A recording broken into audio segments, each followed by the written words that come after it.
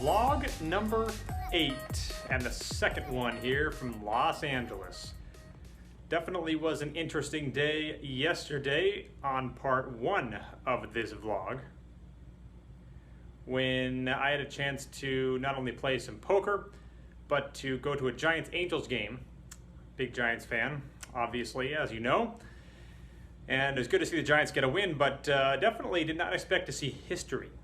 The longest at bat ever, 21 pitches for Brandon Belt, fouling off pitch after pitch before ultimately just flying out.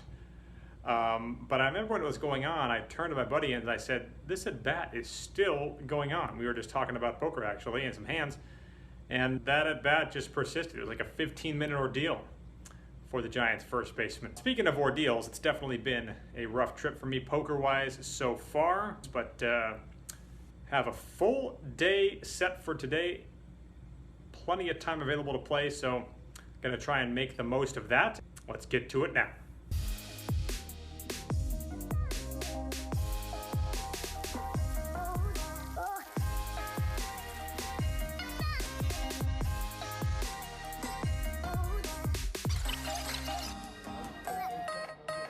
All right, the actual first hand of note, open pocket queens under the gun. I make it 30, and I get 3 callers.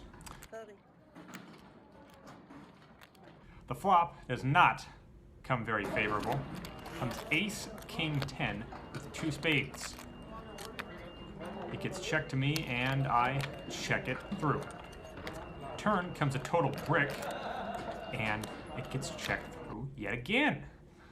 The river comes the jack of spades, so it makes me the nut straight.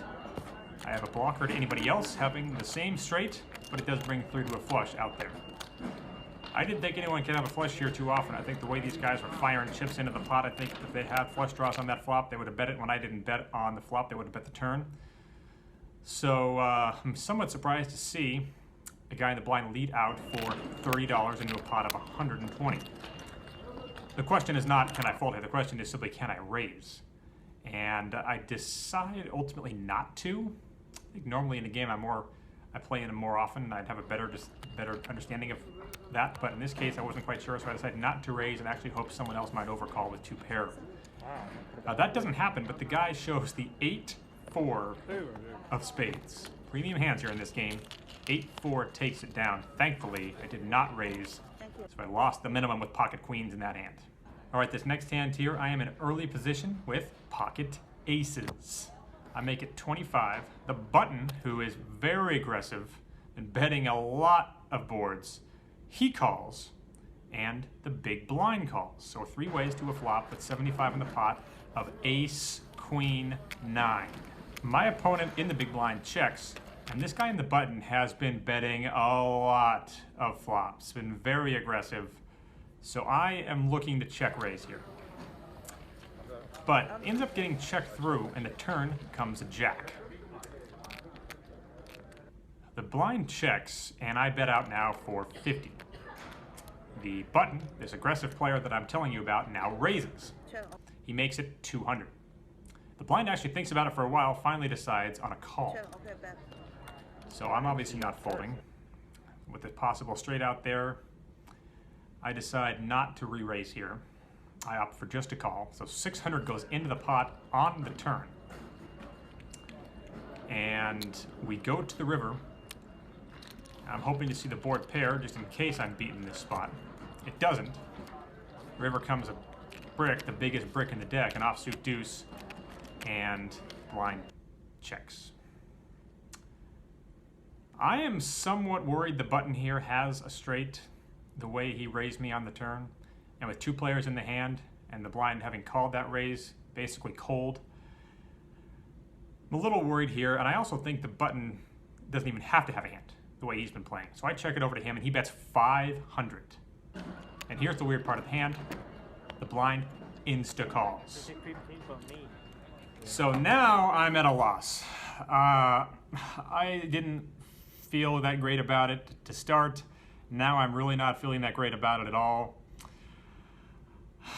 I actually didn't take too long with this, and I let the hand go.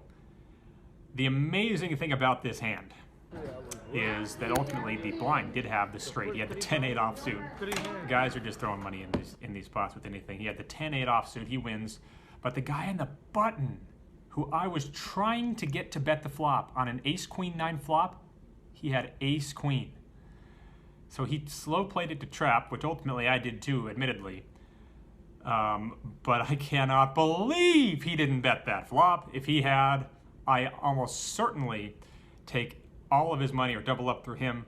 I think he may have actually slightly had me covered, so I double up through him. We would have gotten the 10-8 offsuit out of the hand, and it would have been a dream scenario. Instead, I lose a decent amount, but not as much as I could thanks to that river fold.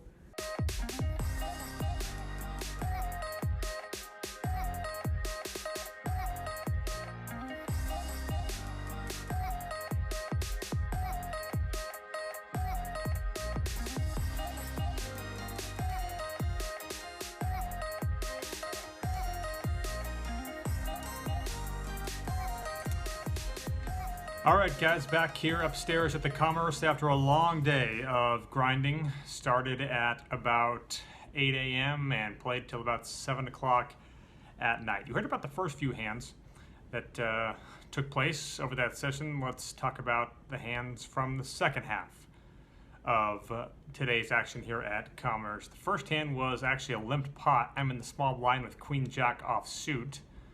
And there are 4 players in this pot, and the flop comes out 10-8 deuce with 2 hearts. I check. Player in MP1 bets 10, and a player on my right calls. I go ahead and make the call as well with 2 overcards and a gut shot straight draw. And just as I was requesting, by the way, the turn comes the 9 of diamonds, giving me the absolute nuts. I bet out 45.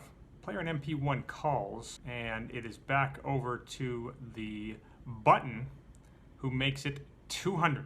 I have about 500 in my stack right now, and I don't think there's a better play than simply shoving it all in, which is what I decide on. Player in MP1 thinks about it for a while, and finally goes ahead and puts all of his chips in as well. And then the player on the button puts the remainder of his stack in there. So we're looking at a 3-way all-in of roughly 500 apiece. Now I think the player on my left had a little bit less than that. So probably a pot of a little over 1,000 total, but not quite 1,500. Either way, I got some video late in this hand. You can see player on my right has the same hand as I do. He has the Queen Jack as well. And ultimately, you'll notice that the player on my left has the Queen 3 of hearts. So he has just the flush draw and the gut shot straight draw. And the second one of those things is what hits. A jack hits the river for a 3-way chop of this pot. Kind of felt like, with the way this trip's going, that turning the nuts was a little bit too good to be true. But at least I don't lose that one. Should have at least chopped up the other guy's money, it feels, but that doesn't happen either.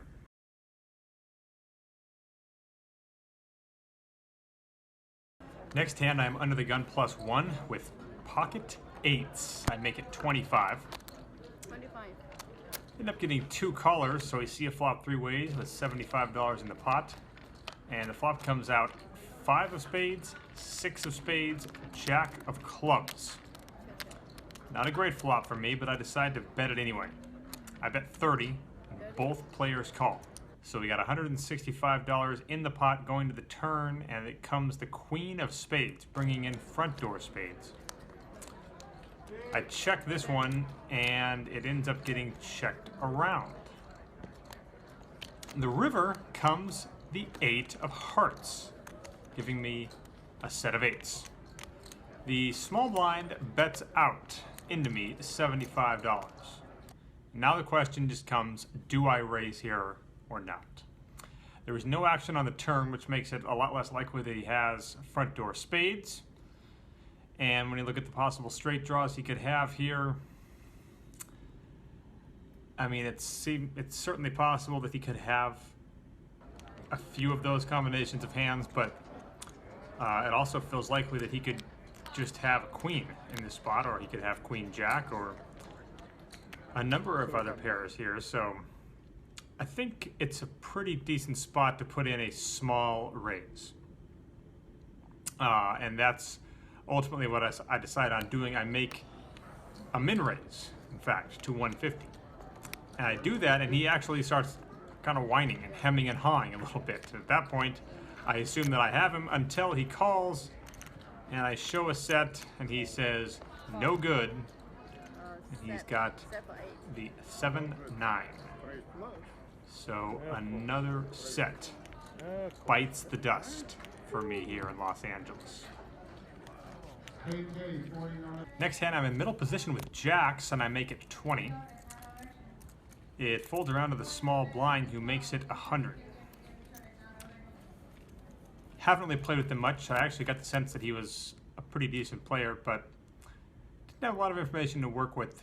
But ultimately, I decide on making the call. So we see a flop heads up with 220 in the pot, and it comes out king 5-3 rainbow. I'm not liking the king, but I am liking the fact that the small blind checks to me. Generally speaking, when you get a guy that raises pre-flop, in general, they're not going to fold too often when they check to you. But when they make it 100 pre-flop, or make that third bet pre-flop in general, they're really less likely to fold, I've found. So I decide not to bet here. I go ahead and check it back, and the turn comes a jack.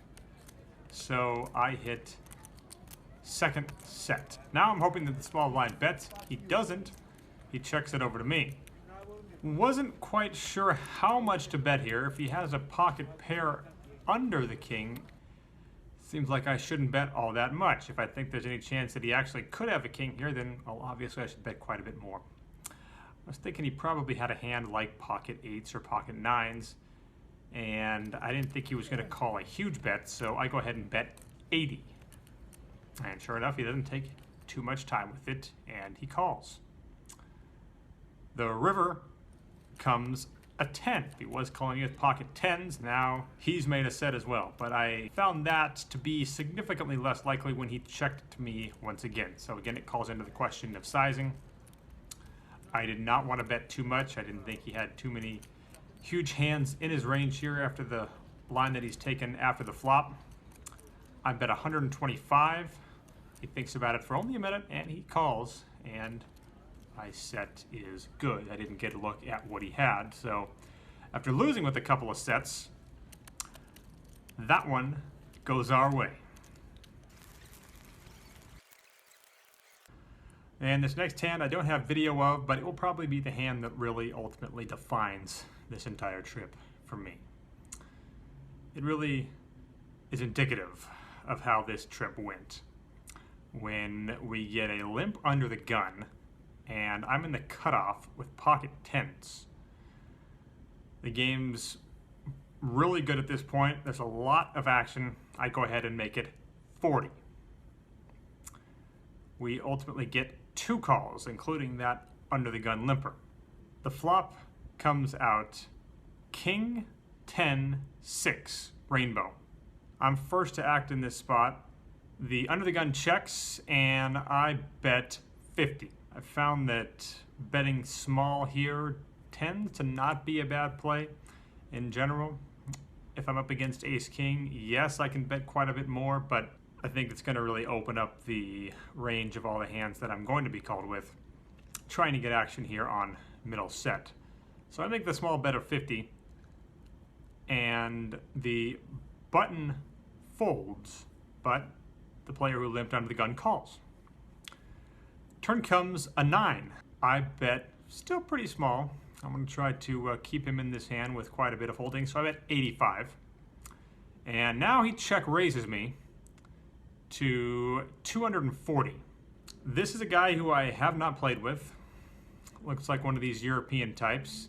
Oddly enough, he has shorts shorter than John Stockton wore back in 1989. So that's kind of interesting in and of itself. Not quite sure what this guy's deal is. But I call the 240, hoping to see the board pair, but still hoping that I'm good. which I do figure to be a decent amount of the time here with a set of 10s. River comes in 8. Board does not pair, and he bets 500. The 8 does bring in the one-liner in the event that he has a 7 in his hand, but I just can't see any hands that he could really have with a 7 in them that would be raising the turn. Of course, I'm not really sure what else he'd be raising the turn with anyway, other than Queen Jack. But that said, I was just not a good enough player on this day to fold pocket 10s in this spot. I should have been. You don't have to tell me in the comments that I should have gotten away from this hand because I already know. But I paid off the 500, and sure enough, he turned over the Queen Jack. And I pretty much called it quits after that, booking a pretty sizable loss on the day and a pretty sizable loss on this trip. It's one of those things, I mean, obviously for me, poker is a job, but it's my second job. The point I'm making, though, is it really shows how hard it is to travel and win. Even if I had had halfway decent results, I still might have lost to the cost of travel. You know, paying for rooms and gas and everything is, really adds up for those of you players who like to travel.